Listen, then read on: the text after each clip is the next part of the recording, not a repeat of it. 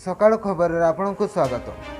आज जून 9 तारीख मु आपण मानक पई नहीं आसीची 12टी बड़ खबर।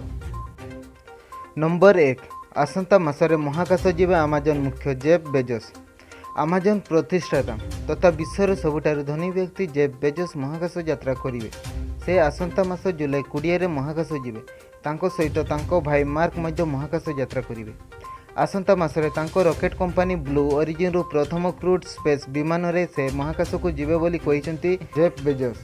तेबे सूचना अनुसार से जुलाई 5 रे अमेजन मुख्य पदरु इस्तीफा देबे। ए नहीं से कहिसंती जे मु 5 वर्ष बयसरु महाकाश को यात्रा करिबार स्वप्न देखिथिली। जुलाई 20 रे मु मोर भाई को सह सेही यात्रा करिबी। ए नहीं से इंस्टाग्राम पोस्ट रे उल्लेख करिसंती। नंबर 2 राज्यर 1000 स्कूल हेबो मॉडल स्कूल।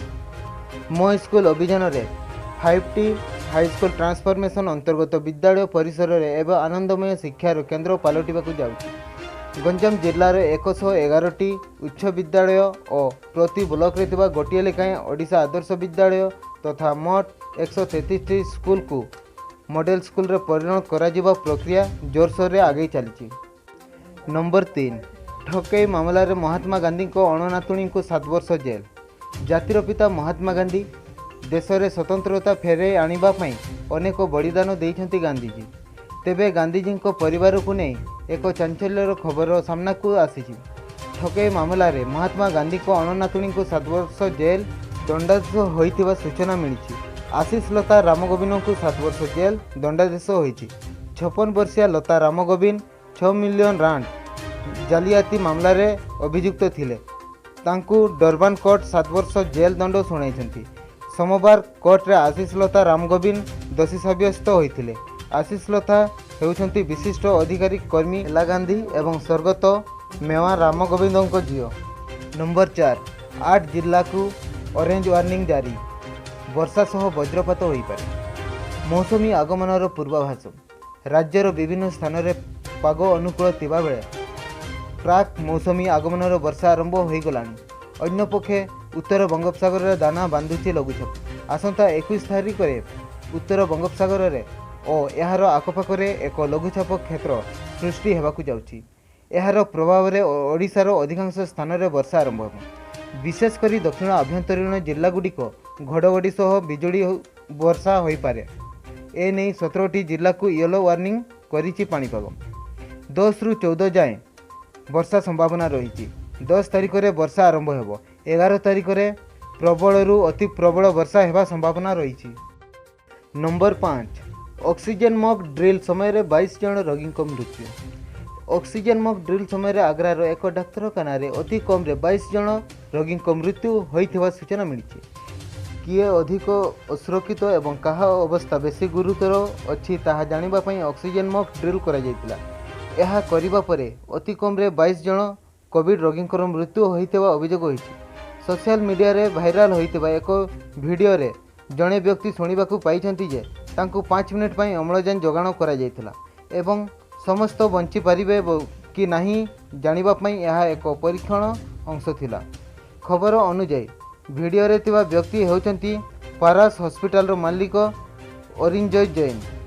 व्यक्ति जनक कहिछंती जे डाक्तरखाना अम्लजान अभाव भय करुला एवं किए गुरुतर अछंती ताहा जानिबा पई एक मॉक ड्रिल करने निष्पत्ति निया जायतिला। नंबर 6 पशुओं पई आसिला कोविड टीका। विश्वर प्रथम वैक्सीन विकसित करिछि रूस। चीन रो मांस मार्केट रु पशुओं देहरु मनीष पाखरु व्यापीछि कोरोना वायरस। एक कथा प्रथम रु कही आसुछि चीन। कोरोना वायरस को नहीं चलीथिबा रिसर्च ए जाए एक कथा स्पष्ट होइनी। निकटरे किछि पशुओं पाखरे कोविड लक्षण देखा जायतिला। एबे कोरोना वायरस मनीष देहरु पशुओं पाखकु व्यापुथिबा कुआ जाउछि। एभली स्थिति रे पशुओं पई आसीगला कोरोना वैक्सीन टीका विकसित करिछि रूस। विश्वर प्रथम थर कौनसी पशुओं पई कोविड वैक्सीन। रूस वैज्ञानिक माने पशुओं पई उपयोगी कोरोना टीका विकसित करिसेंती। सेटारे पशुओं टीकाकरण आरंभ होइछि। रूस पशुओं पई विकसित करितबा टीकार ना रखिछि कार्निभाक कोव। नंबर 7 संपूर्ण अनलक हैला यूपी। सबु जिल्ला रे हटिला कटकणा जारी रहिबो नाइट कर्फ्यू। संपूर्ण भावे अनलक होइछि यूपी। समस्त जिल्ला रु चलीतिबा कोरोना कर्फ्यू को हटाई दिया जायछि। राज्यर 3टी जिल्ला मेरठ गोरखपुर एवं लखनऊ सक्रिय रोगी संख्या 600 रु कम होगा पर वर्तमान समस्त जिला को कर्फ्यू आराम मिली। तेबे समस्त जिले में रात्रि कर्फ्यू बलवत्तर रहिबो। वर्तमान रात्रि 7 रु सकाळ 7 पर्यंत जारी रहिबो एही कटकणा। समस्त जिल्लारू कोरोना कर्फ्यू शेष होगा पर सरकार नूतन निर्देशावली जारी करिवे। नंबर 8 ब्राजिल रे हेबो Copa America 2021 tournament. Copa America केउ देश रे आयोजित होता है शेष रे फैन को यार उत्तर मिल सारी। सोमवार दक्षिण अमेरिकार सर्वोच्च फुटबॉल संस्था कानमेबाल घोषणा करिसेंती जे कोपा अमेरिका 2021 रे आयोजित करा जिवो।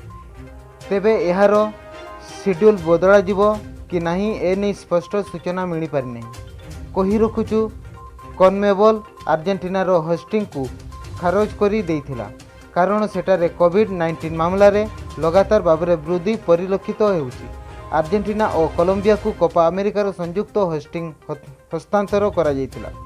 कोलंबिया रे राजनैतिक माहौल पाई ताकू हटाई दिया जाइथिला।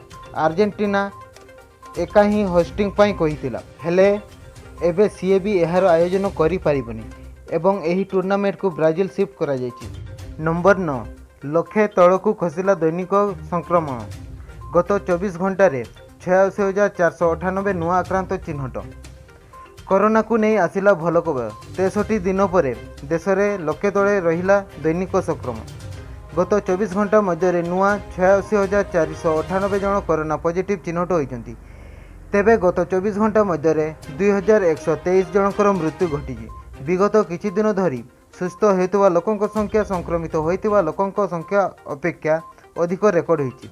एभली परिस्थिति रे सक्रिय मामला संख्या द्रुत गति ह्रास पाउछि। वर्तमान देश में प्राय 13 लाख सक्रिय मामला थिबा बेले सोमवार 18,73,485 नमूना परीक्षा करा जायतिला। Indian Council of Medical Research अनुसार वर्तमान पर्यंत मोट 36,72,7,596 नमूना परीक्षा करा जायछि। नंबर 10 भारत को चेतावनी देला WHO शीघ्र हटाउनी कोरोना कटकणा। देश में कोरोना महामारी संक्रमण जारी रही। एपरी स्थले घोषणा करा जायतिबा लॉकडाउन धीरे धीरे कोहल करा जायछि। तेबे भारत को विश्व स्वास्थ्य संगठन WHO पक्षर चेतावनी दिया जायछि। देश में जारी रही कोरोना कटकणा शीघ्र न हटाइबाकू WHO मुख्य टेड्रोस अधानम घेब्रायेसस परामर्श देइछन्ति। तरबर होई अनलॉक प्रक्रिया न करिबाकू से कहिछन्ति। भारत में देखा देइथिबा डेल्टा B1.617.2 भारिएंट अधिक भयंकर। यह नुआ म्यूटेशन अधिक बेगरे व्यापीबा सहित तांडव रचिबो बोली से सतर्क सूचना देइछन्ति। जो माने वैक्सीन नै नाहंती सेमानंको पई अधिक विपद रही। आवश्यक सुरक्षा व्यवस्था ग्रहण पर भारत सरकार अनलॉक प्रक्रिया को त्वरान्वित करिबार उचित बोली से कहिछन्ति। नंबर 11 सहरांचल उठा दोकानी 26,29 लाख टंकार सहायता घोषणा करिले मुख्यमंत्री। सहरांचल उठा दोकानी 26,29 लाख टंकार कोविड सहायता घोषणा करिसेंति मुख्यमंत्री नवीन पट्टनायक। कोविड लहर जनजीवन को गभीर भाव में प्रभावित करिछि। जीवन जीविका उपरे एहार प्रभाव सर्वाधिक रही। संक्रमण नियंत्रण पाई करा जायतिबा लॉकडाउन जोगु सहरांचल उठा दोकानी माने आर्थिक दृष्टि क्षतिग्रस्त होउछन्ति। एहाको दृष्टि रखी मुख्यमंत्री राज्यर विभिन्न सहरांचल उठा दोकानी भाव में जीविका निर्वाह करुवा व्यक्ति मानक पई मुख्यमंत्री रिलीफ पांटी 26,29,71,000 टंका मंजूर करिसेंति। एहा द्वारा राज्यर 87,657 जन उठा दोकानी उपकृत हेबे। नंबर 12 न राज्यर मुख्यमंत्री दिल्ली रे आधुनिक बंगला मासकू भड़ा 5,000 कम।